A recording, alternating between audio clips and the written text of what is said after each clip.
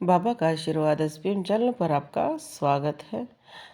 इस दीपक की आकृति को अगर आप ध्यान से देखेंगे तो इसमें 9 आकृतियाँ छुपी हुई हैं और अलग अलग इसके रहस्य हैं।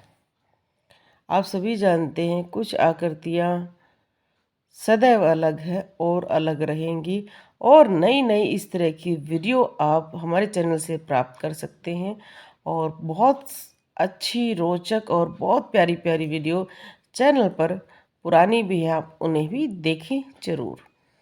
और ये वीडियो आपको कैसी लगी या इसके बारे में कुछ पूछना है तो इस वीडियो को देखकर मैसेज करें यूट्यूब पर, ना कि व्हाट्सएप पर।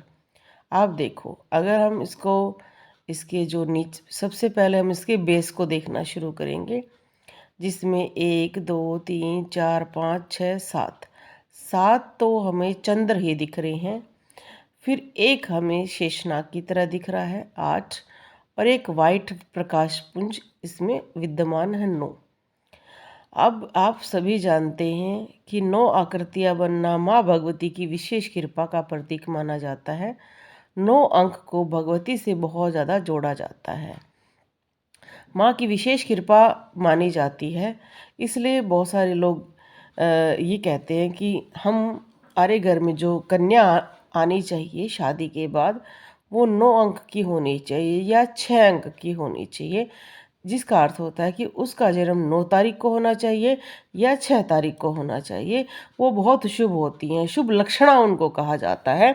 वो माँ भगवती का एक विशेष रूप मानी जाती हैं। अब इनकी ये विशेष आकृतियाँ क्यों बन रही हैं? ये माँ की विशेष कह सकते हैं कृपा से। जैसे 9 का महत्व, माँ के 9 रूप विशेषकर पूजे जाते हैं। नव दुर्गा, शैलपुत्री, ब्रह्मचारिणी, चंद्र घंटा, जिसमें घंटा या जो चंद्र का रूप है वो उनके माथे पे होता है। कुष्मांडा, स्कंद माता, कात्यायनी, कालरात्रि, महागौरी, सिद्धदायत्री। इनमें अगर आप इनकी फोटो निकाल कर देखेंगे तो अलग अलग इनके रूप दिखाई देंगे, अलग अलग उनकी शक्तियाँ दिखाई देंगी। ऐसे ही हमारे प्रमुख 9 ग्रह माने जाते हैं: सूर्य, चंद्र, मंगल, बुध, गुरु, शुक्र, शनि, राहु, केतु, जो हमारे लिए हमारे जीवन में बहुत महत्वपूर्ण कार्य करते हैं। कई बार कहा नहीं जाता कि भाई आपका तो ये ग्रह बहुत खराब है, आप माँ भगवती के इस रूप की पूजा कीजिए। जैसे बहुत सारे व्यक्ति जानते हैं जिनका राहु केतु खराब है, तो उनके लिए कहा जाता है कि आप क्या तो सिद्धिदात्री की पूजा करें या कालरात्रि की।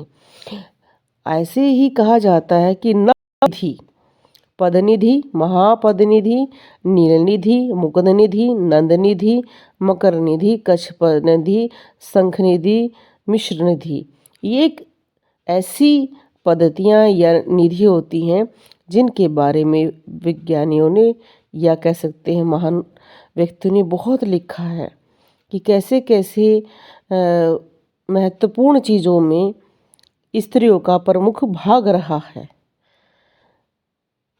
हिंदुस्तान में या कह सकते हैं हिंदू धर्म में इन स्त्रियों को प्रमुख इसलिए ही माना जाता है क्योंकि वो संतान उत्पन्न कर सकती हैं।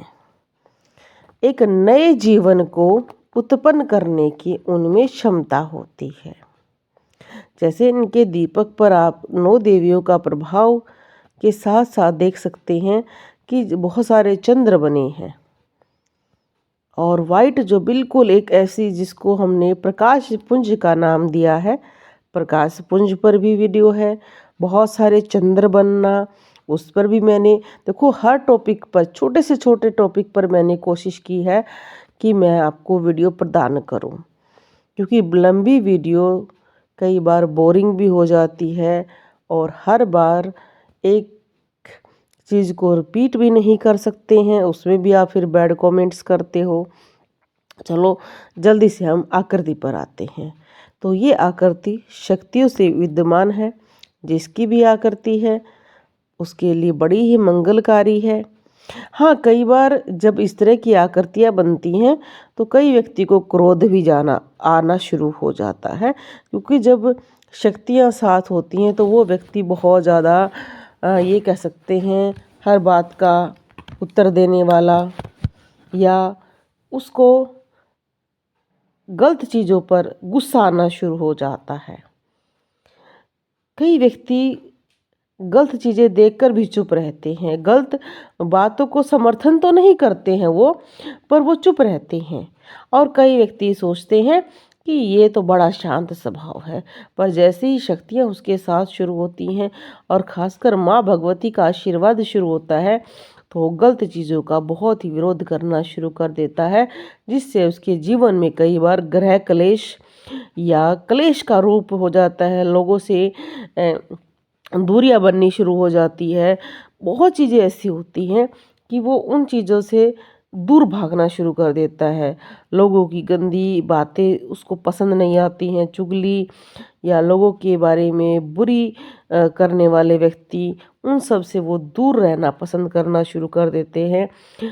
जिससे कई बार व्यक्ति ये उनको कहना शुरू कर देते हैं कि तुम्हारे जीवन में तो कुछ बुरा हो रहा है, तुम सबसे अलग हो गए हो, तुम अब बहुत ज़्यादा क्लेश कर देते हो, जबकि वो क्लेश नहीं करते हैं।